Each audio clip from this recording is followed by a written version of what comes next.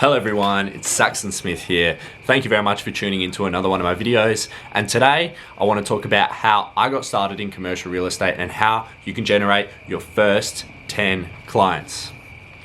So there's a massive opportunity in the real estate industry right now, especially commercial real estate, where in commercial real estate, it's typically made up by a lot of these major corporations. You've got the likes of CBRE, you've got Colliers, you've got Jones Lang, you've got Savills, you've got Cushman & Wakefield, you've got all of these different multinational firms. And what I've found, compared to what you might find in a residential agency perspective, is that it's a lot of being a traditional, sort of filling out a traditional job. A lot of these guys who enter into the industry are an agent, but really they're just trying to work their way up to the top. They're trying to become a manager, then an associate director, then a director, and then maybe a managing director if they work for 20 years in the corporate firm. And they're not really incentivized to push themselves and find new business on their own. This is a huge opportunity for those of you who are hungry. I have managed to absolutely exploit this for all of the other guys that I'm working with in my competition. And today I just wanted to offer how I got started and how you can use these techniques to get your first 10 clients, get the ball rolling and get started in the industry. Okay, so when you get started, I recommend that it's best that you focus on leasing. Whether you're focused on a specific asset class, maybe it's retail, industrial, office, it doesn't matter. Focus on leasing and target for lease by owner properties. What I mean by that is you will go out onto the streets and you'll see a sign, you might see an internet advertisement from the owner directly trying to lease their property themselves. Now there's two reasons for this. The first reason is they either want to save money, and the second reason is because they've probably been burnt by an agent. So the approach that I use to get in touch with these owners and to slowly convert them into deals, into relationships for the future, is by really trying to help them in a first instance. When I see a for lease by owner sign, when I see the ad, I call up the property owner and I say, hey, my name is Saxon Smith, I'm working for X real estate agency. I know you're trying to lease this property yourself, but I wanted to give you a call because I'm actually working with this property, and that property that are all very similar. And I've actually got a lot of tenants that I think would be suitable for your property.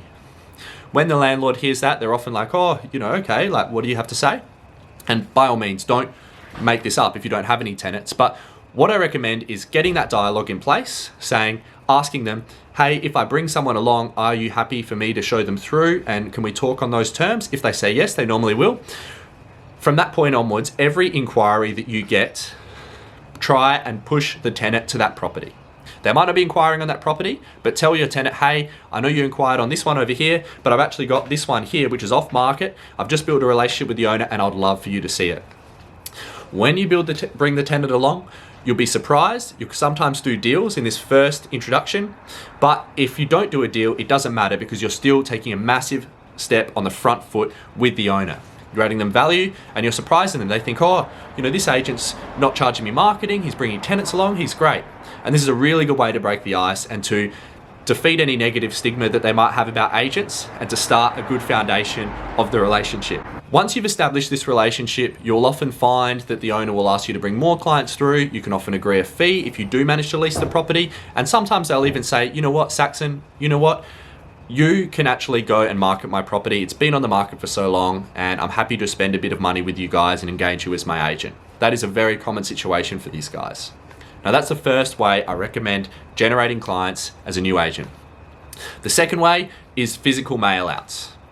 These are great because you're not having to do as many calls. You're going to attract more sale opportunities as opposed to leasing, and you can do them at night time when people aren't trading.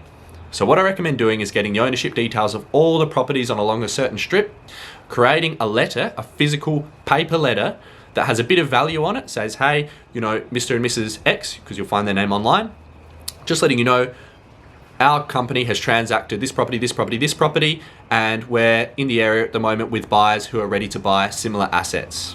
Send that letter out to a whole strip and you'll often find that you'll get your foot in the door for an appraisal. That's a great second way of generating listings and generating new business as a new commercial real estate agent.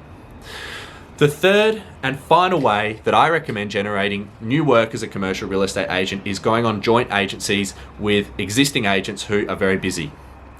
In my office, there are some agents who are very established. They have so many listings and they're so busy. They're trying to keep their head above water. And if you go to them and you say, hey, I'd love to work on this listing or this listing that you've got. I'm happy to do the marketing. I'm happy to take the inspections. I'm happy to do all the work for it. You know, just put my name on the signboard. That's all I want. I want a chance in the industry.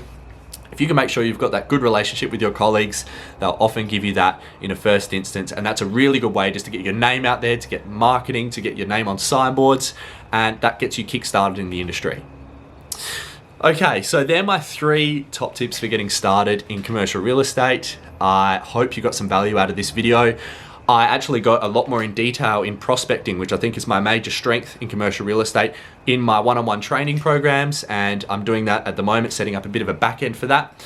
More than happy to have a bit of a conversation about any sort of tactics that you might have, but otherwise I release a lot of content on a regular basis on this channel, so I'd very much appreciate it if you could like and subscribe to my channel.